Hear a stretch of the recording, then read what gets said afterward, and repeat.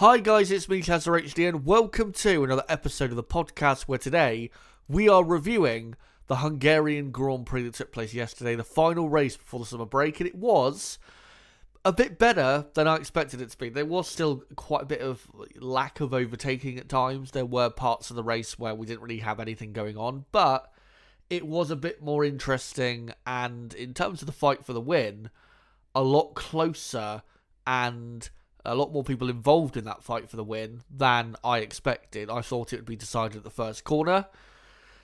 Until lap 40, that still looked to be the case, but after lap 40, it really changed around massively.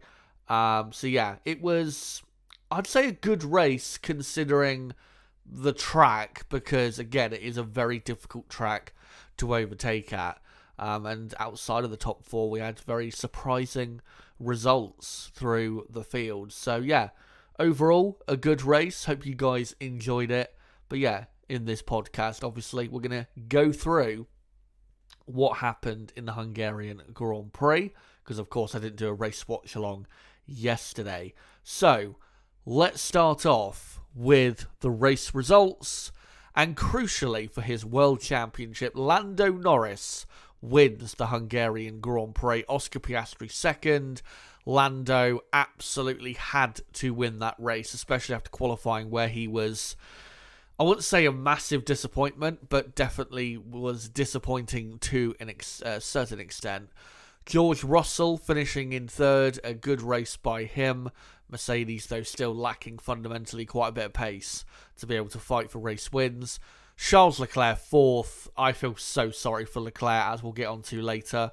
Fernando Alonso fifth. Brilliant weekend. Aston Martin, genuinely fast all weekend.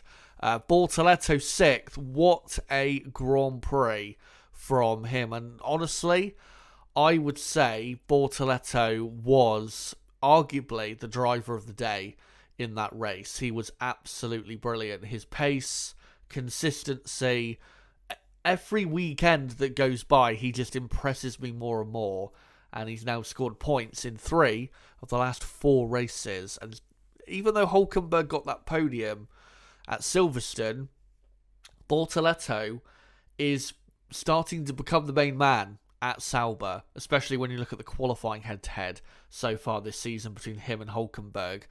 Lance Stroll 7th, good points for him and good points for Aston Martin, 16 points overall. That is just over what you get for having a podium. Liam Lawson 8th, Lawson also in good form. That's his 3rd points finish in the last 4 races. Very good to see. He's saving his career, no doubt. Max Verstappen 9th. Max drove really to the best of his ability, but that Red Bull car is absolutely horrendous, especially around a track like this where the front end is needed so much. And then in 10th, Kimi Antonelli, his first points finish since the Canadian Grand Prix, which was nearly 2 months ago, where he took his first Formula 1 podium. So a good drive from Antonelli, even though it was still a poor weekend from the young Italian. But we'll get onto him soon enough. Let's see how this affects the championship standings. So starting on the driver's side, Oscar Piastri, 9 points clear of Lando Norris going into the summer break. It is incredibly close between the two McLaren drivers. Max Verstappen in third, and Max is almost 100 points now behind Piastri in the lead. So if anyone out there still somehow thinks that Max is in the championship fight, surely you can't think that anymore. George Russell fourth. Russell only 15 points behind Verstappen, and as the season goes on, the likelihood of Verstappen not finishing in third increases. I think Russell and Leclerc are going to continue to close that gap. Leclerc in fifth. Lewis Hamilton sixth. Obviously Hamilton not scoring a point. Awful weekend by him. Antonelli 7th, Alex Albon 8th, Hülkenberg 9th, and Esteban Ocon 10th. Ocon, though, only a point clear of the 2 Aston Martin drivers, who are now right on his tail to get in the top 10. And Fernando Alonso, I think, will enter the top 10 of the championship probably as soon as we come back from the summer break. On the constructors' side, McLaren are almost 300 points clear of Ferrari, who are in second. Mercedes third. Red Bull quite far away now in fourth. I think it's pretty clear that Red Bull are going to finish fourth in the championship this year. Williams, fifth. And the gap between them and the rest getting even closer. Aston Martin now up to sixth and only 18 points behind Williams. And given in the last few races how Aston Martin have looked compared to Williams, Aston Martin are definitely the favourites to finish in fifth place. And Sauber even look like they could catch and pass Williams. So Williams have got a lot of work to do if they want to finish fifth in the championship. Racing Bulls in eighth, they did score some points, but were still overtaken by Aston Martin. Haas in ninth, and then Alpine in 10th on 20 points. And then the last thing we'll go on to before we get into the respective teams is, of course, the race pace in the Hungarian Grand Prix. McLaren, no surprise, the quickest team through the race. They were not, though, as quick compared to the others as we expected. Mercedes were only a third of a second per lap off the pace during the race, and then you got Ferrari half a second off. That data is very skewed when it comes to Ferrari, because up until Leclerc's final pit stop, Ferrari were maybe not quicker overall compared to McLaren, but they were on pretty much the same pace. But then in that final 25-30 laps, Leclerc was so far off the pace. He was like a second and a half off the pace in that final 25 laps or so. That is what, again, skews this data. Ferrari were a lot quicker in the race than this data represents. Red Bull, though, were definitely not quick in the race. Even though they were fourth quickest overall for all the teams, they were a full second per lap off the pace of McLaren. Embarrassing. Very embarrassing, especially when you consider how short this Hungarian track is. It's not like Spa where there's so many corners and track goes on forever. It's just, very embarrassing. And Red Bull in that race weekend were a midfield team, quite clearly. They were barely quicker than Aston Martin, only a couple tenths of a second quicker than Sauber and Racing Bulls. And they got Alpine, Williams and Haas, the slowest team. Haas, surprising how slow they were in the race. I really thought they would be a strong contender for points, but it never materialised for the American team. But that's the race pace data from this Hungarian Grand Prix, and that's what caused the race results to end up the way they did. So let's get into the teams and how they did in this Hungarian Grand Prix, and of course start with the race winners, McLaren. And we'll start with Lando Norris, who had a very up and down race in Hungary. The start was absolutely terrible, way too cautious, ended up losing 2 positions to Russell and to Alonso. Did eventually get past Alonso and then Russell, but it was, considering, well, he didn't get past Russell until after the first pit stop, but when he was behind Russell, when the first pit stop phase came for Leclerc and Piastri, it looked very unlikely that Lando was going to be anywhere near the fight for the race win, and looked like he was really fighting for third, maybe second, if Ferrari's pace did drop off, which eventually it did. It did not look like Lando was in the fight for the win, because he was being held up by Russell and was quite far behind the race lead. But then Piastri and Leclerc pit, then Russell pits, and McLaren, to help Lando's race, they had to do something different with him. Whether it was pit, the first out of those first 4 cars and do an undercut, and maybe do an extra pit stop if the front 3 were going to do a 1-stop strategy, or if the front 3 were going to do a 2-stop race, Lando had to do a 1-stop race. Yet again, he had to do something different if he was going to get into the fight for the win, and if McLaren were going to secure yet another 1-2 finish, which of course they did in Hungary. And the 1-stop strategy worked in the end just about perfectly. Lando was able to go until lap, I think 31 it was, until he made his first and only pit stop, went onto the hard tyres, was consistently quick on those tyres, and it wasn't until Piastri passed Leclerc where Lando was actually under pressure in that Grand Prix. So, yeah, the one-stop strategy worked out perfectly for Lando Norris, and he was, from his side, thankfully able to hold on for the race win. A race win he desperately needed, because if Piastri at the end there had passed him, Piastri would be 23 points clear now in the championship, but now the gap is 9 points. That is a big swing in Lando's favour. From Oscar Piastri's side, though, Piastri drove well.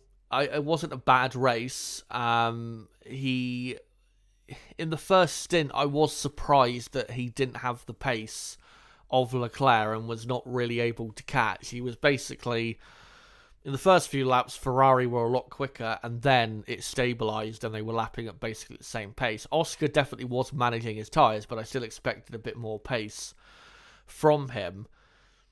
In terms, though, of Oscar winning the race, what cost Oscar the race was him pitting first out of those front four cars to do the undercut on Leclerc. And for me, even at the time watching the race, that was the wrong decision, because Piastri was not close enough to successfully pull off an undercut. He was, 2.5, 3 seconds behind. You only gain at most, 1.5 seconds through fresh tyres. So Leclerc was always going to keep the position, and he did. So the undercut at that point was not the way to go unless Piastri closed the gap by another second and a half, which he was not able to at that point. So if they wanted Piastri to win that race, they should have ran Piastri quite a bit longer into the race and had gone longer than Leclerc, and then it would have worked out for Oscar just like it did basically for Lando. And again, the reason Piastri was cost the race is because they were focusing more so on just trying to undercut or get closer to Leclerc rather than doing what was in the end necessary, and what they did with Lando, which clearly was necessary in winning the race. Because from Ferrari's perspective, that's all they were hoping for, was McLaren to pit first so that Leclerc could cover it off with a pit stop, the lap later, which he did actually both times for the two pit stops that both Leclerc and Piastri did, and then Piastri obviously passed Leclerc in the final stint because Leclerc had no pace, which we'll get onto why in a moment. So yeah, that's what cost Piastri, was going for the two-stop strategy. If they had waited a lot longer and maybe waited for Ferrari to go first for the pit stop, I think it probably would have worked out for Oscar in terms of winning the Grand Prix. But Oscar still drove well. Lando obviously drove well to recover things. The strategy, though, clearly Lando had the better strategy in that race. There is no doubt about it. And that is the reason why Lando won the Hungarian Grand Prix, was because of that one-stop strategy that he went for. So, yeah, good strategy from McLaren. And yet again, another 1-2 finish. The fourth consecutive 1-2 finish for McLaren in 2025. They really are dominating in this season. And now, of course, summer break. 9 points the difference in Piastri and Norris. I am going to be doing a video during the summer break about the championship battle and how I think it will play out in the rest of the season. Make sure to check that out. That'll be coming out probably a week or so before we return for the Dutch Grand Prix. But, yeah, it's going to be close, no doubt about it. But I still believe Oscar Piastri will get the job done.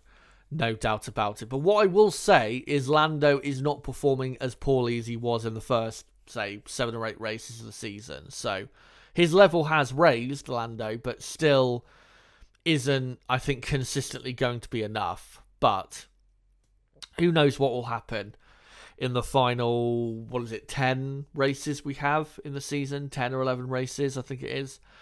in 2025. Of course, the next Grand Prix at Zandvoort, McLaren are going to dominate there. That track is perfectly suited for them. Saying that, we said that for the Hungarian Grand Prix just gone, and they weren't on pole, and they didn't even lead the race for half the race. So maybe it'll be a lot closer than expected. We'll have to see how it plays out. Of course, very short lap at Zandvoort, so the gaps will be closer than normal. So maybe we'll get a surprise. Who knows? So yeah, that's McLaren. Congratulations to them. Let's go on to, instead of Mercedes, who claimed the final podium spot, I want to go on to Ferrari, because they were really the team that took the fight to McLaren this weekend. Charles Leclerc had an absolutely amazing weekend. Consistently on it all the time, took pole position, even though McLaren dropped off the pace massively. It was because of a change of the wind direction in Q3. It just massively changed the grip of the circuit in Q3, and that's what allowed Leclerc to have the chance to get onto pole position, and Leclerc delivered a fantastic lap. Going into the race, though, I thought it was going to be very tough for Leclerc to even hang on till the first round of pit stops ahead of the two McLarens, because I just thought McLaren fundamentally had that extra, say, 2 to 3 tenths in their pocket over Ferrari. But Leclerc handled the start very well, very good start from him. And then the first few laps was pulling away from McLaren very quickly, and then maintained the gap healthily at about 2.5 to 3 seconds. Piastri tried the undercut, Leclerc covered it off. And then in the second stint, Leclerc was looking not as strong, but still fine. Piastri tried the undercut again, Leclerc again covered it off. But then Leclerc clearly had an issue with his car in the final stint, which allowed Piastri and then George Russell to pass him, and Leclerc ended up finishing over 40 seconds off the lead. He was so far off the pace in those final 20-25 laps. It was incredible. And it turns out that it was once again the issue that they had all comes back to the plank, which we have talked about all year. And I actually did a video, I'm going to link it in the description, a video I did on Ferrari's issues in 2025. And this video I did, when was it? About 6 weeks ago, and it's called The Problems Plaguing Ferrari in 2025. And even though that video came out then, and it's obviously before the Austrian Grand Prix, I think it was, it's still very relevant to right now, because it is fundamentally the reason why Ferrari have not been able to win a race this season. Even though I think potentially there is a good car there, because of the plank and the plank wear they're scared of, and they just wear the plank out too much, they're just not able to get the potential out of this car. And George Russell came out after the race and said that he thinks Ferrari were very close to the limit with their plank, and that at the first pit stop they had to increase tyre pressures to raise the plank, which is probably true for why they started to drop off of the pace. And then apparently from lap 40 on there was an issue with the chassis, which may have been related to the plank situation. But yeah, ultimately the plank of that Ferrari car has failed them yet again.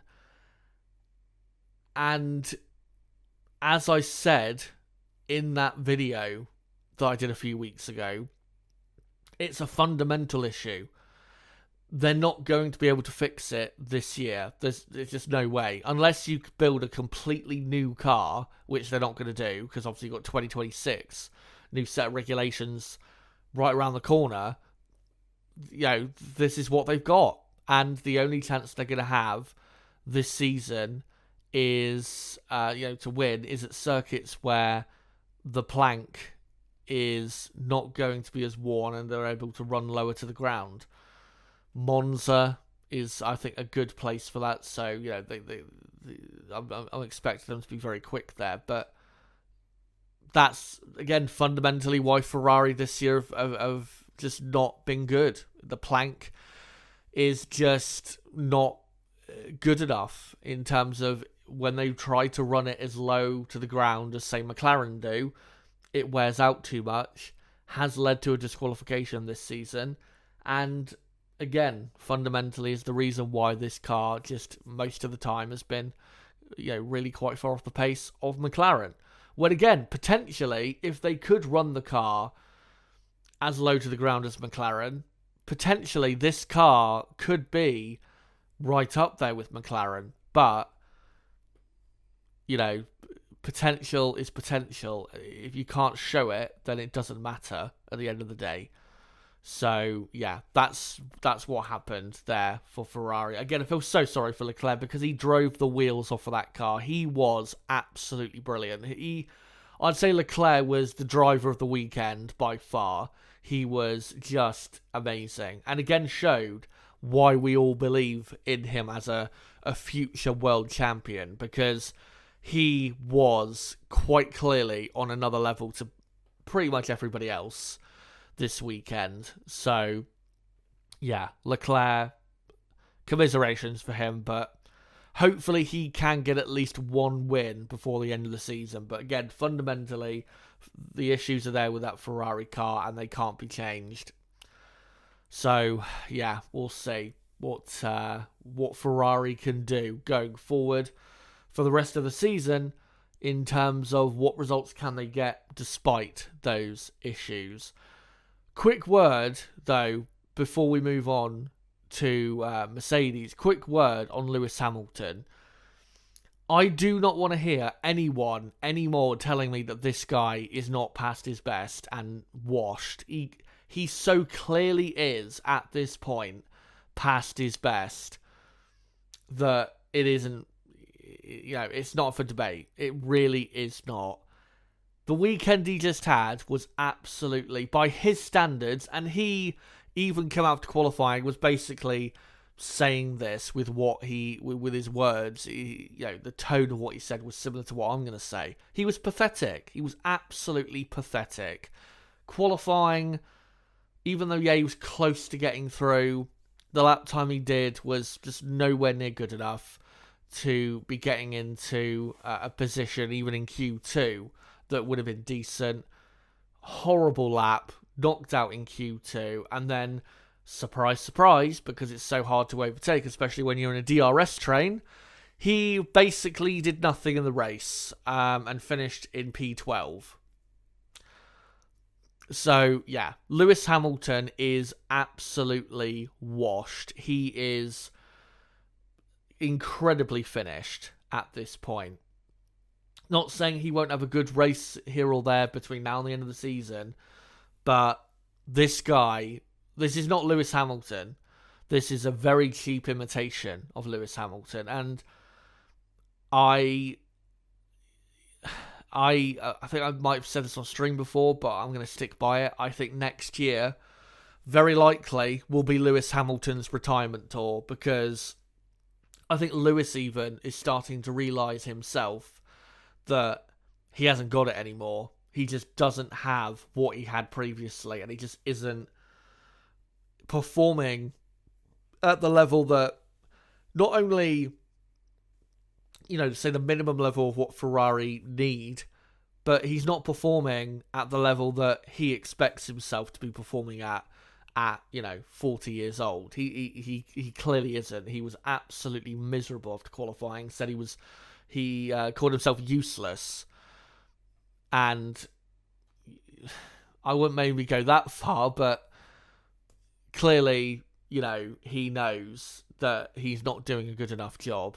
So, yeah, absolutely horrific from Hamilton, and I just don't want to hear any more from people in, other F1 fans as to, Hamilton's not washed, he's still got years left, or it's the car. It's also the same car that was on pole position and led for most of the race. Meanwhile, Lewis Hamilton was down in 13th and 14th place, fighting Gasly and Hadjar. So, come on, give me a break. The guy, as much as I've loved his career, he's given us so much greatness for almost the last 20 years. It's over. The guy is finished. Hopefully he can give us a couple more great moments before he retires. But it's over. This is not Lewis Hamilton anymore. This is, again, a very cheap imitation. It's getting to the point where he is pretty much what we saw from Michael Schumacher when he came back to Formula One with Mercedes.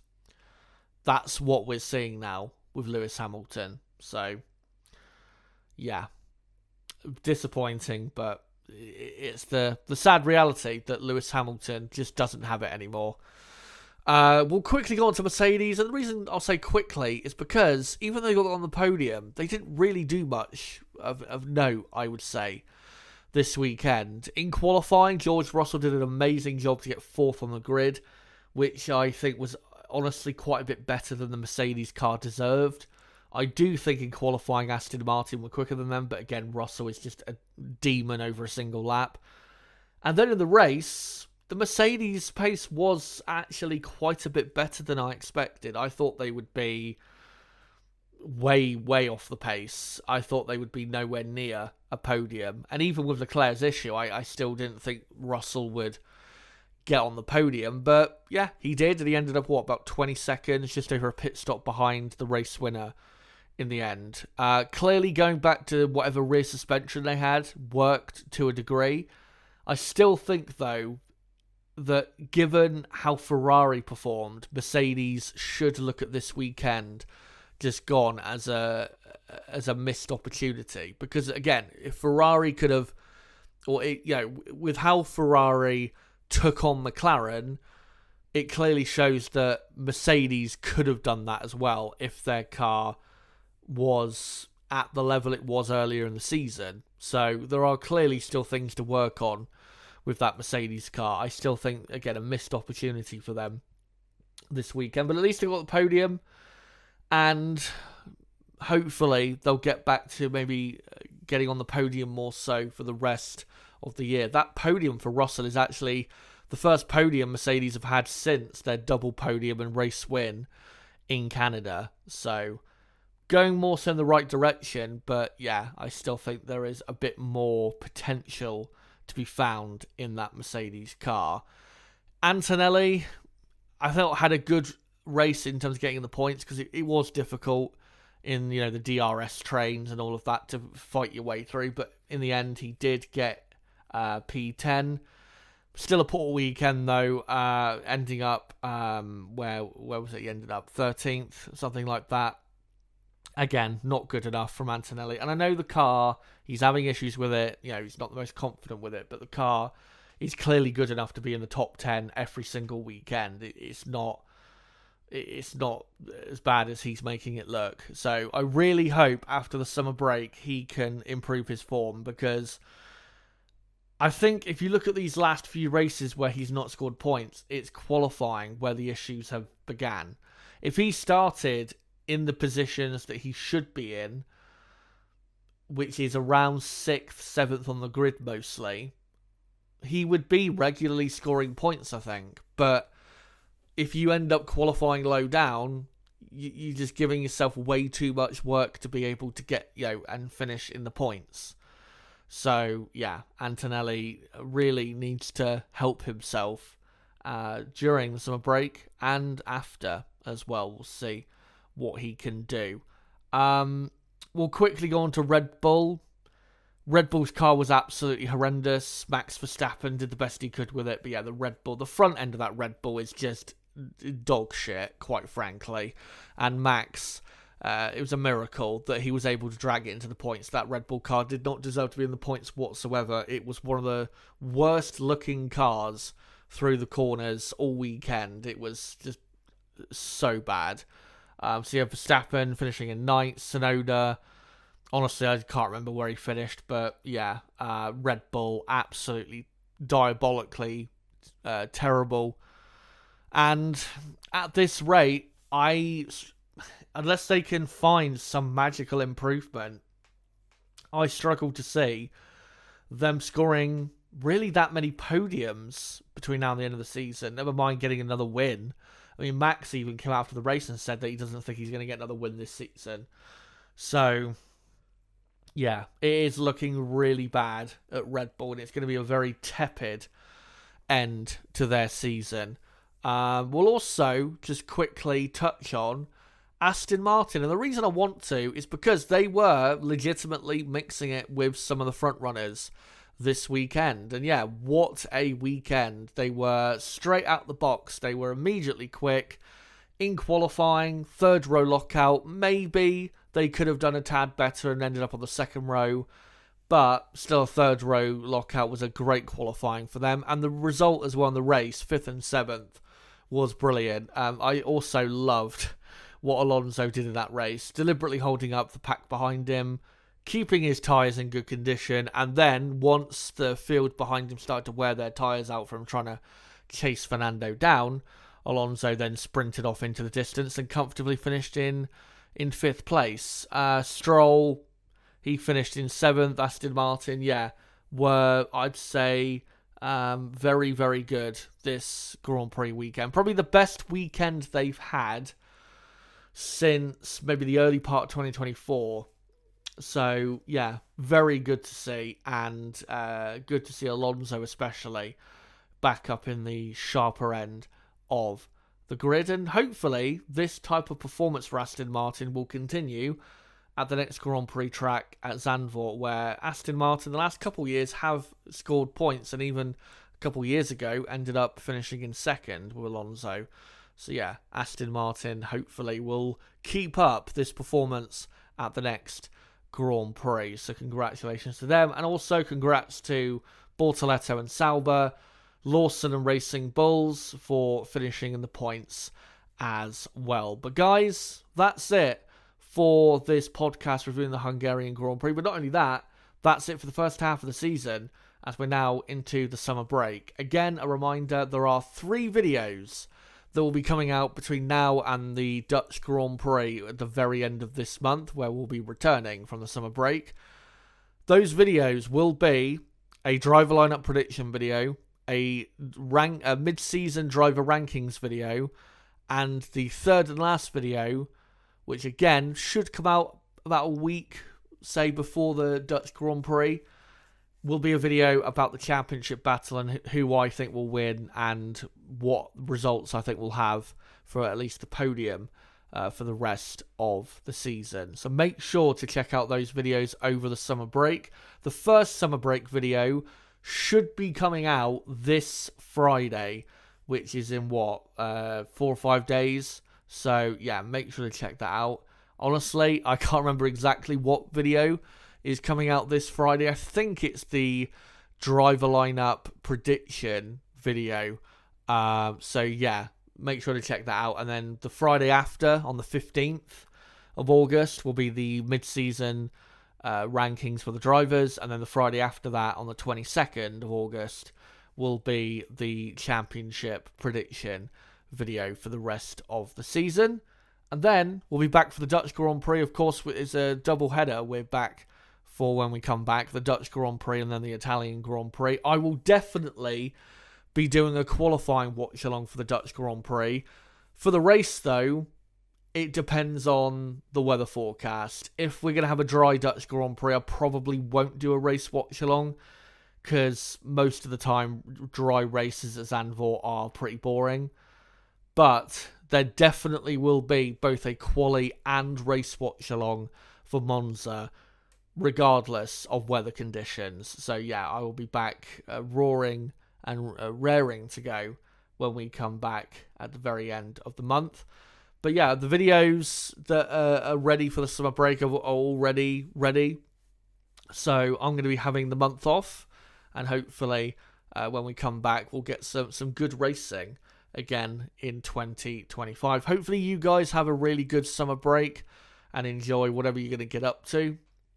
But until my first summer break video this Friday, going through some driver lineup predictions, and until we come back for Formula One for the Dutch Grand Prix, and my next podcast should be the day after the Dutch Grand Prix, which will be September 1st, I'm pretty sure. Until that podcast, reviewing the Dutch Grand Prix, the next Grand Prix on the calendar in 4 weeks' time. it has been me, Chazza HD. Goodbye.